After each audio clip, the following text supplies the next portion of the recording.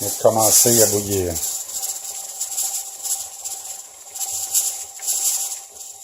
Je répète, pourquoi le presto? C'est à cause qu'il y a des spores qui vont qui vont résister à la température. Là, moi, j'ai fait tremper le grain. Donc, j'ai fait germer les endospores. Et puis, après, je l'ai fait bouillir. Donc, j'ai tué les endospores puis la vie qu'il y avait dedans.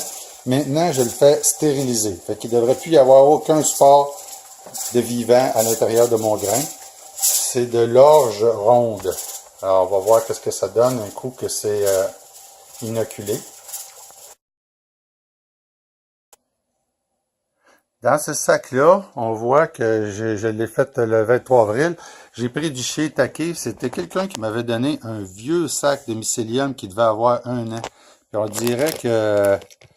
on dirait que ça colonise pas fort. On voit ici, celui-là, il est un peu plus colonisé. Ici aussi. Mais on le voit pas tellement fort. Si vous regardez le sac, c'est pas fort. Ici, en dessous, peut-être. Tiens, en dessous, il y a un beau spot, là. Là, on le voit que ça veut, c'est comme tous des rayons qui partent du centre, là, du grain que j'ai mis dedans. Puis le premier grain, ben lui, c'est ça. Le premier grain, il va coloniser tous ces grains-là. Ça ici, c'est un sac de Ipsizygus ulmarius, qui se trouve être pleurote de l'orme. Et puis, je viens de le brasser. Fait que là, il est colonisé. On voit les grains qui sont blancs. Mais on voit pas comme la mousse à cause que je viens de le brasser, là. Lui, ça fait un peu plus longtemps. Ça fait combien de temps? Le 17 avril. Et puis là, on est le 30 avril. Donc, ça fait 13 jours. Et puis, la même journée aussi, j'ai fait celui-ci. Puis là, lui, on le voit pas mal plus, là, le mycélium à l'intérieur, là. Dès qu'on le brasse, le sac, le mycélium, il perd ses petits microfilaments, puis il revient comme ça. Fait que ça va servir à inoculer d'autres sacs ou à inoculer, dans ce cas-là, ici, les pleurotes de l'orme, c'est pour mettre dans le jardin.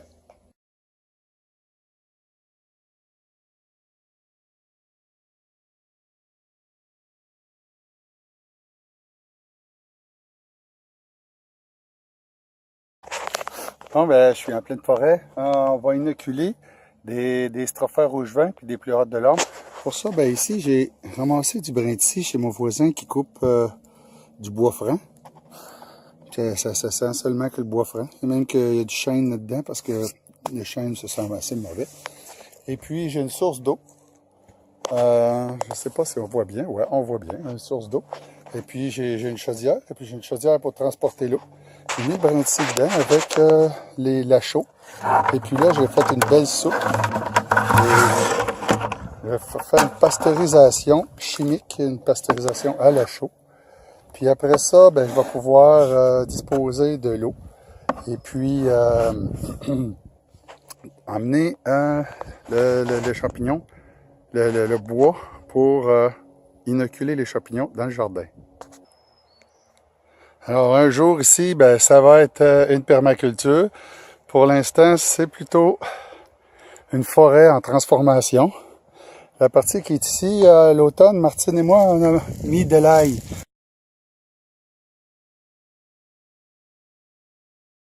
Là, on voit que les pousses d'ail commencent à sortir. Et puis, c'est entre tous ces rangs d'ail-là que je vais venir mettre le strophère rouge vin. On en voit là. Je sais pas si on peut faire, tiens. Ça sort un petit peu partout. Là, c'est parti, là.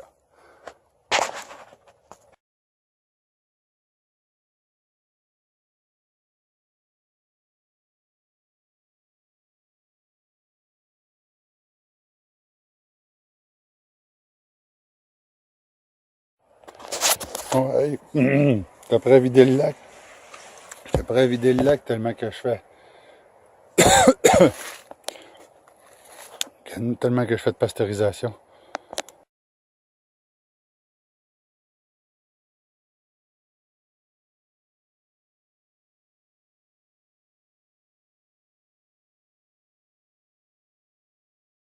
Bien, j'ai déjà un paquet de faits. Il me reste à pelleter l'autre.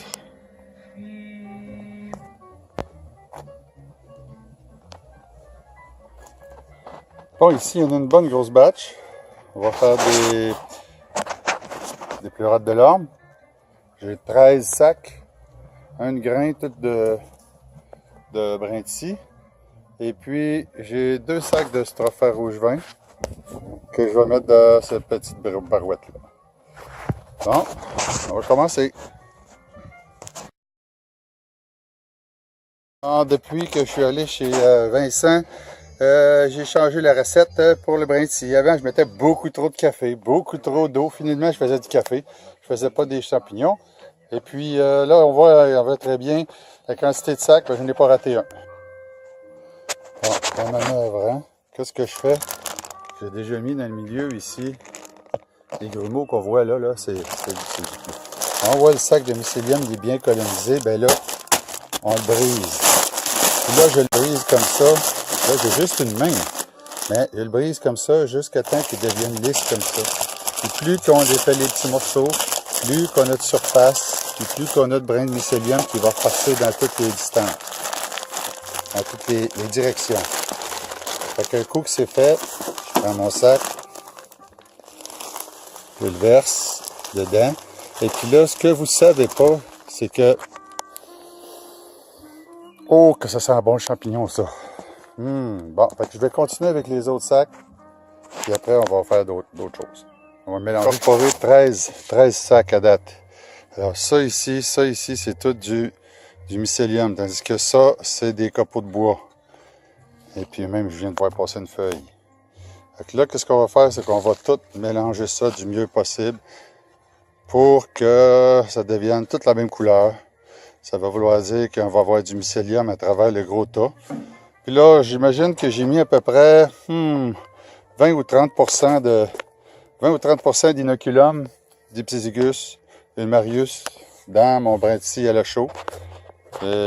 Normalement, ça devrait partir parce qu'en haut de 5, c'est pas sûr. En haut de 10, c'est bien fort probable.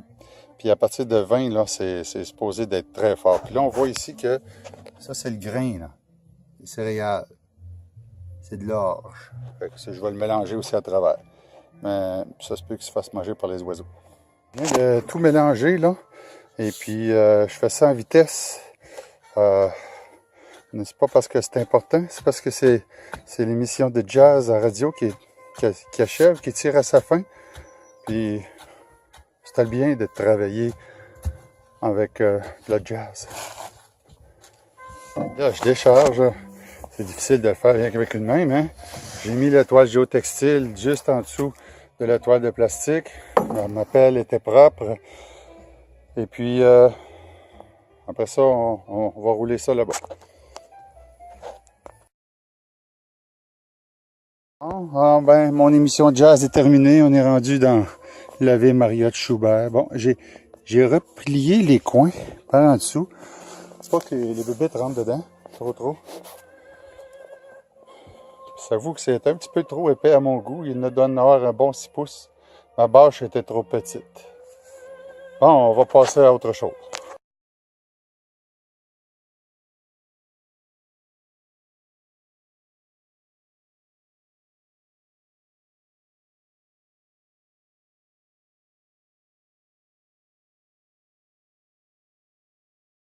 Bon, ben là, j'ai creusé mon trou, hein, comme dans ma bûche, comme tantôt, ici. Après ça, j'ai mis un peu de brintis traité à la chaux, un peu de mycélium, un peu de brintis, un peu de mycélium. J'ai mis 2 sacs, puis ça, c'est des sacs qui étaient moins beaux. C'est dans le temps que je faisais des sacs de café, puis le café, ben, moins bon pour les champignons. C'est bon pour le café, mais c'est moins bon. Fait que là, ben, on va le recourir pour pas que trop de spores viennent s'installer dedans. Mais là, j'ai mis quand même pas mal de champignons. Ça devrait aller assez vite.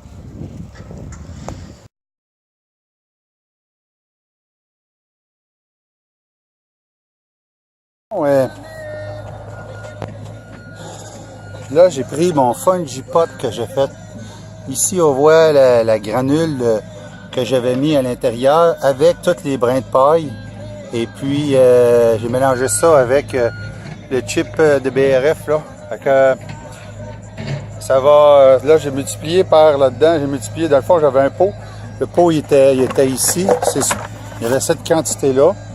Là, j'en ai au moins 4 fois plus. Ça veut dire, j'ai probablement fait encore 20%. Fait que là, on va laisser ça aller, puis on va revenir le voir plus tôt. Pleurote de l'orme.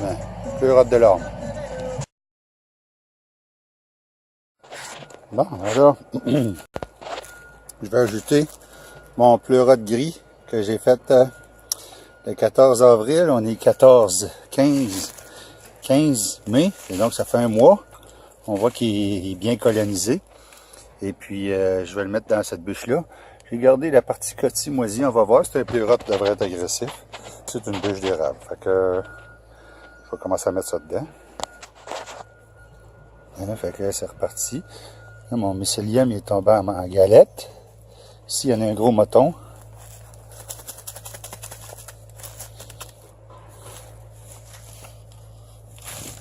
Voilà. On en rajoute un peu. On fait un peu comme dirait Vincent, une lasagne. Avec notre copeaux pasteurisé.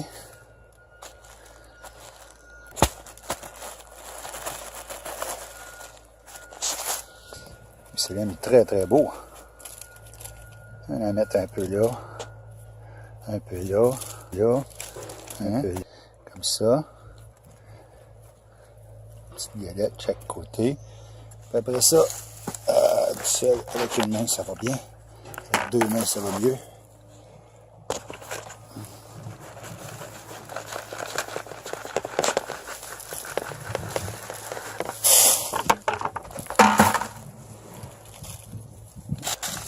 Il va juste me rester à couvrir ça. Pas trop écrasé. À couvrir ça pour pas que ça sèche. Bon, ben ça c'est la méthode vieux tronc. Vieux tronc rempli.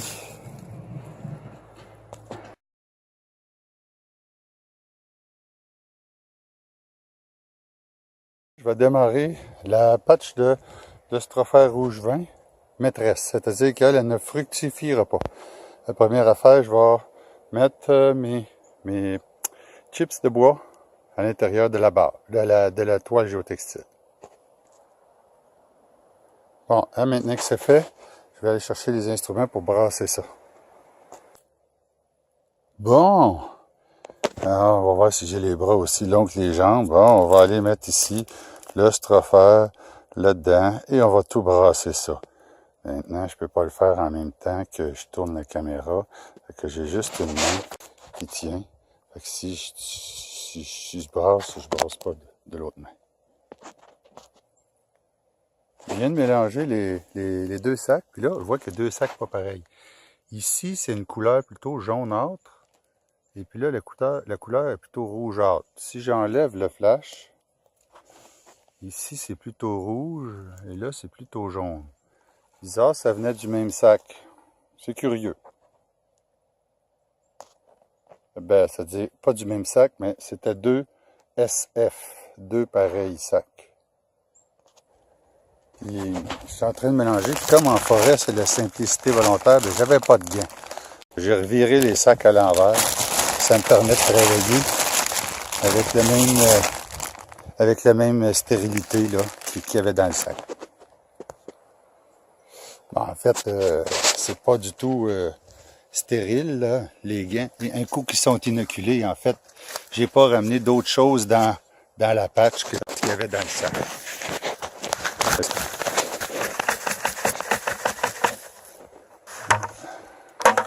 On va continuer avec le petit râteau. On va apporter le reste des copeaux. Ici, on va faire une manœuvre de retournement avec ma petite mini brouette toute neuve achetée à usager sur Kijiji. On recule. Ici, il y a une planche. Puis là, on dompe.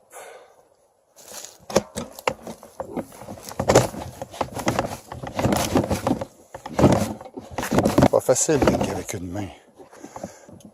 Cette minute était pour prendre conscience que les manchots et les pas de bras vivent des choses épouvantables des fois.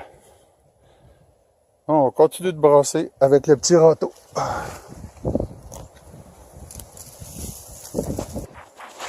Bon, mais une fois qu'on a tout mélangé ça, dans le fond, j'ai replié la bâche, pas la bâche, mais la toile géotextile comme il faut, pour que les limaces entrent dedans. Et puis là, vu que c'est annonce de pluie, je devrais mettre un carton par-dessus, mais là, je vais mettre cette bâche-là pour éviter que ça devienne trop mouillé à l'intérieur.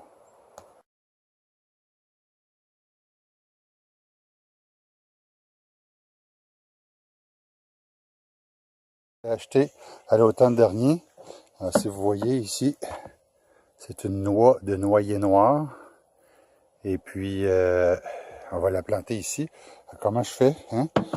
Selon le grand maître des grands Manitou, je fais un trou, un bon coup de pied, puis je la renterre. Normalement, je devrais mettre une pierre par-dessus pour pas que les écureuils partent avec, mais bouf, ils partiront.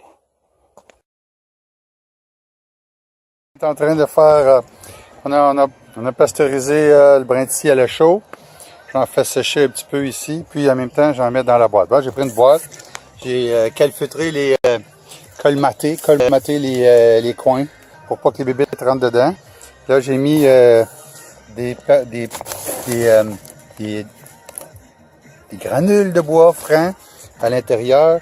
Quand on regarde sur le sac, là, hein, ceux qui se demandent, là, faut que ça soit écrit granules de bois franc, quelque part. Là, ici, c'est marqué hardwood, palette, bois franc. Fait que ça, avec le bois franc, ça marche. Après, je mets un peu de chips de bois pasteurisé. Et puis là, je prends du mycélium qui me reste, de pleurote gris qui vient de chez Violon et Champignons, que quand je suis allé faire un stage, on avait mêlé ça avec de la paille puis d'autres granules de bois. Puis ça sent très très bon. Fait que là, j'en mélange un peu comme ça. Je rajoute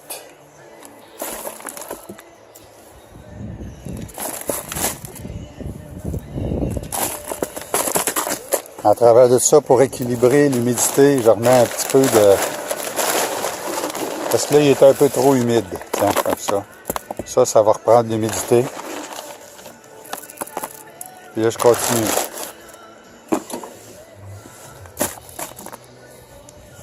Mais là, ça, c'est cette boîte-là. Là, j'ai deux autres boîtes de prêtes ici. Je les ai identifiées. Pleurote gris. On voit-tu? Je vois rien à cause de la lumière ici, mais pleurote gris, violon champignon, 21 mai. Puis on va aller les mettre avec les autres, là. Là, moi, je sais que là-bas, j'ai un shiitake puis un pleurote gris. Le pleurote gris, on voit seulement que le top de la bûche, ici. Je vais les mettre dans ce coin-là, vu que c'est toute la même sorte. Bon, ben, on va voir ce que ça donne plus tard.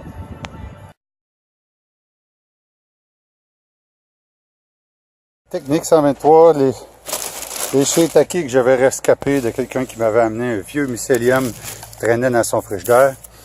J'ai pris des bûches de bouleau, j'ai percé une fente à grandeur. Puis là, on va remplir un étage de mycélium. Bon, fait que là, je l'ai mis dans la craque, dans les autres rangs. Puis j'empile les bûches, une par-dessus l'autre, puis j'en mets une bonne quantité comme ça entre chaque. On continue. Bon, fait que là, on a fini notre petite pile, notre petite montagne, puis je vais mettre tout brindisi par-dessus, puis je vais le couvrir pour pas qu'il soit colonisé par d'autres choses.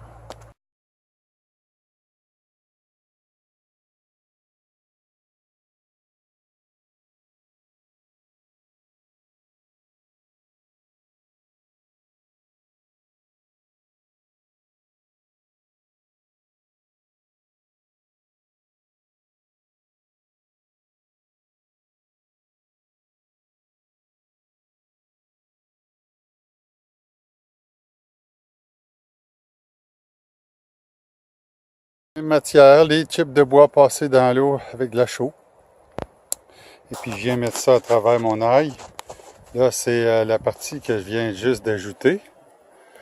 Elle n'est pas inoculée, tandis que tout ça, ça a été, ça vient de l'autre patch qui est inoculé, le pâle. Fait que là, ben, je mets le foncé par-dessus le pâle. Et puis, ça va faire notre paillis, puis on espère avoir des belles ailes avec des beaux strophères rouge vent.